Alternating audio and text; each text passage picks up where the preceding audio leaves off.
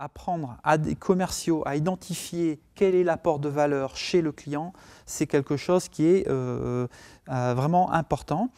Et les outils qui nous a permis qui nous a inculqués, nous permettent, je dirais, d'identifier ça avec le même langage entre nous et du coup de partager le diagnostic.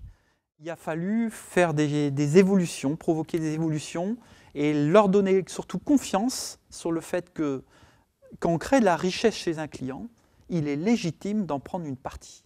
C'est-à-dire qu'en permanence, on met les commerciaux en situation de quasi-échec.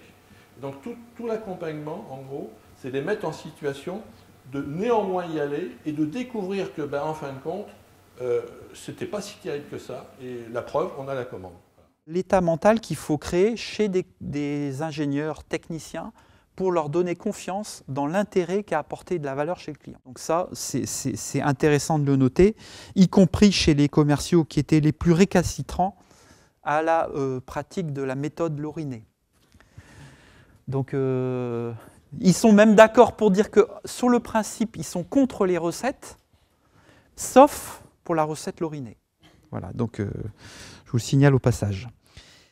Ça a permis déjà de travailler et de se concentrer sur des clients à fort potentiel et ça se traduit par des évolutions notables, on va dire, dans les prix de vente et l'effort et l'identification des bons clients. J'ai dû comprendre qu'en fait, il y avait eu un gros travail de fait sur remettre en cause ce qui était fait avant, garder le bon et faire évoluer toute l'équipe.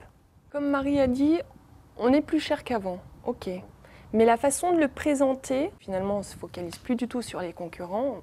Changer de métier, non, puisque j'avais toujours les clients, mais une autre approche et d'être beaucoup plus avec les clients plutôt que face aux clients.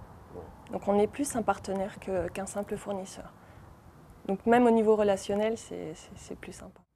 On a des gens qui s'ouvrent alors que quand on propose juste un produit et une société, voilà, les gens sont fermés.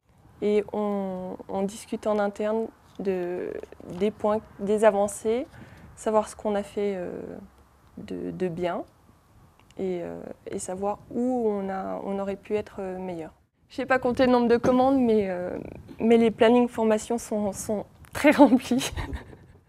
Et puis c'est vrai qu'aussi, il y a quand même un point important que Denis nous a apporté, c'est que par rapport à de la prospection, on essaye de s'orienter sur une certaine typologie de clients qui sont ouverts au travail collaboratif. Et s'ils ne le sont pas, les rendre ouverts.